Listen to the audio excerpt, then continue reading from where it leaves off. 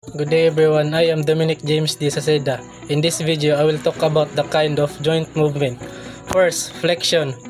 Flexion is a movement of a segment of the body causing a decrease in the angle at the point, such as bending the arm at the elbow or the leg at the knee. The trunk and the neck can flex forward. So, ang flexion diya is isa ka movement sa atong lawas or sa atong bukog nga mo hinungdan nga to the point mo baba ang angle. And ang example na is kanang i-bend mong kamot like ingunan niyo. Second, lateral flexion. Lateral flexion is bending sideways and it can occur to both the right and the left. The trunk and the neck can also flex sideways.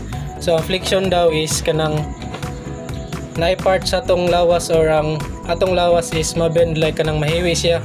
For example na is kanang imong ipatakilid ang imong pan or imong backbone ng imong backbone patakilid. So mo ni example sa kuan lateral flexion. Third, horizontal flexion. Horizontal flexion is a body segment flexes through the horizontal plane. For example, the arm moves through horizontal flexion at the shoulder joint in throwing the discus or in the side arm pitch. So ang horizontal flexion daw is kanang imong shoulder like for example, nagdupak ka nya man imo ding kuan. I-move din imong kamot nga mura na kag nag-arm forward asa ning na niya. Nya man imo ding na niya. Fourth, dorsiflex or dorsal flex.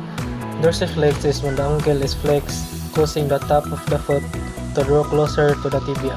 So ang dorsiflex daw is kanang gilihok ng imong tail paingon sa babaw to the point nga ang imong tail is murag modol na sa imong kuan tibia. For example, man imong tail niya, man imong tibia, kini siya modol na siya paingon sa babaw.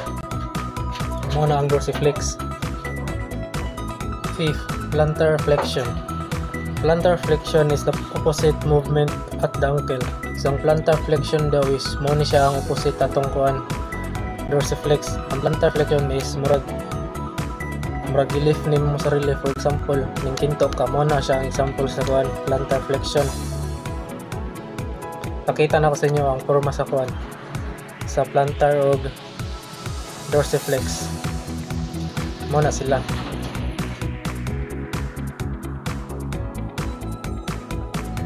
Six, extension.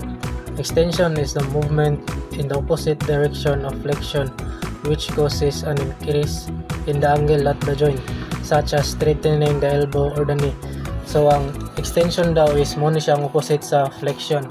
Di ba ang flexion kanina is katong murag di-fold imong kuan ang imong elbow. Sa extension is from this to this, murag imo na siyang gitulid ba. Mo na siyang kalayan sa kuan. Sa extension ug sa flexion, ang flexion is murag imo siyang i-fold imong elbow. Nya man ang extension is mura siya imong itulid. 7. Horizontal extension. Horizontal extension occurs when the body segment extends through the horizontal plane. In putting the shot, the opposite arms move through the horizontal extension. So ang horizontal extension is mura siya po siya horizontal flexion. Ang kalayan lang nila is ang horizontal extension is palabas ang imong lihok like nakita ang imong palabas. Unlike sa horizontal flexion, ang imong move is nakaingunanik ka man imong i-move pasulod ang imong kamot.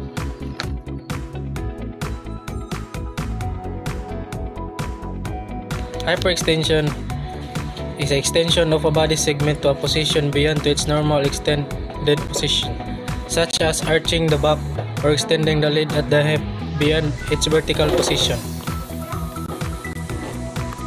So ang hyperextension daw is isa na siya ka part or isa ka movement sa atong joint nga mula pa sa siyang normal position. For example is kanang imong unat ang imong kuan tail or imong gibend ang imong backbone ba, mo na siya ang kuan hyperextension. Abduction. Abduction is a movement of a body segment in a lateral plane away from the midline of the body, such as raising the leg or the arm sideways.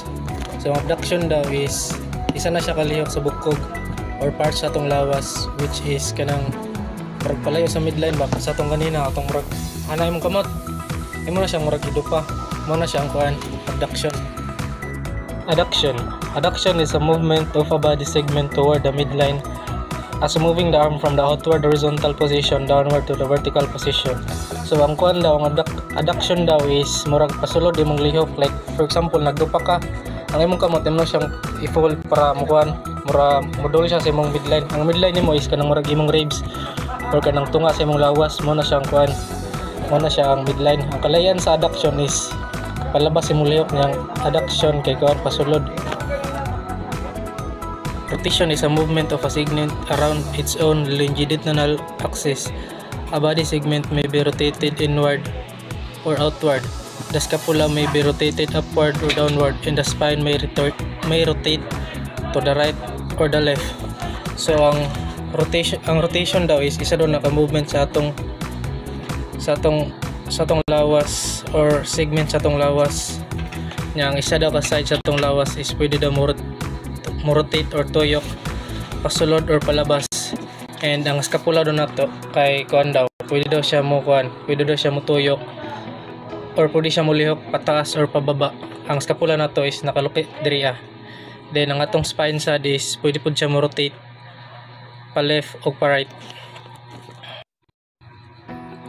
Pronation is a rotation of a hand and forearm downward resulting in a palm down position.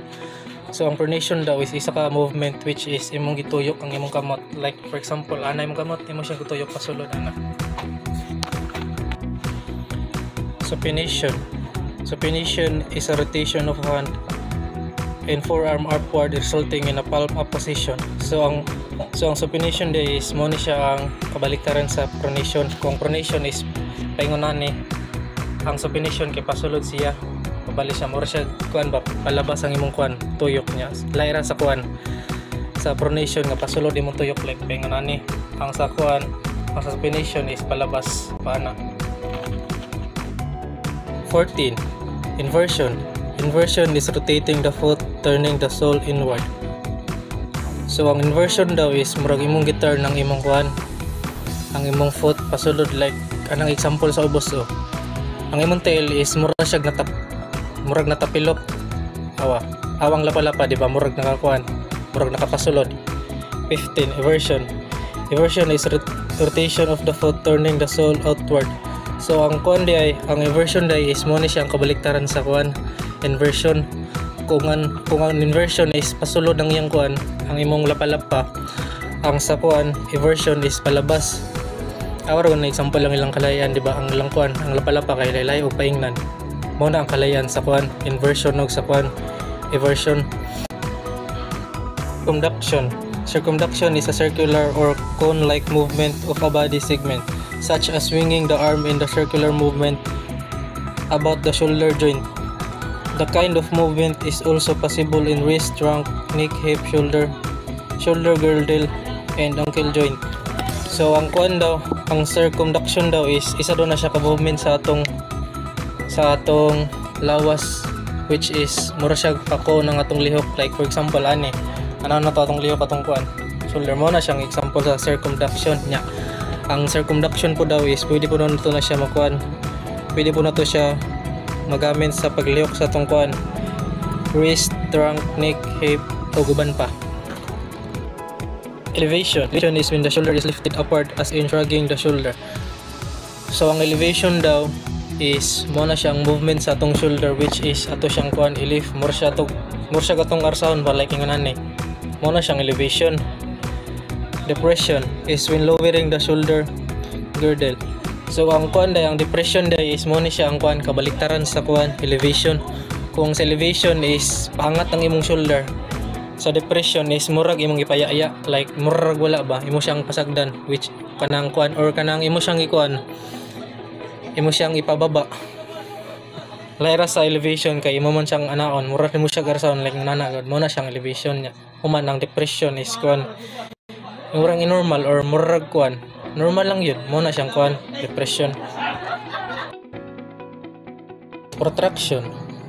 Protraction is a movement of the shoulder girdle away from the midline of the body, resulting the broadening of the shoulder. So ang protraction di is mo ni siya ang movement sa atong shoulder, which is gi-move na to siya palabas like pingunani or ay pasulod ay pingunani. Mo na siyang kuan like pingunani god pingunani. Mo na siyang kuan protraction, while ang retraction is a movement of the shoulder girdle toward the midline of the body, resulting in narrowing of the shoulder. The clavicle is capable of some rotation at the sternum and accompanies scapular upward and downward rotation. Ang retraction po is kuan po ni siya, mo po ni siya ang kalayan sa kuan protraction. Kung ang protraction kay paingunani, ang retraction sad kay paingunani, like imo siyang gikuan bagi pabugdo nimo imong chest, mo na siyang retraction.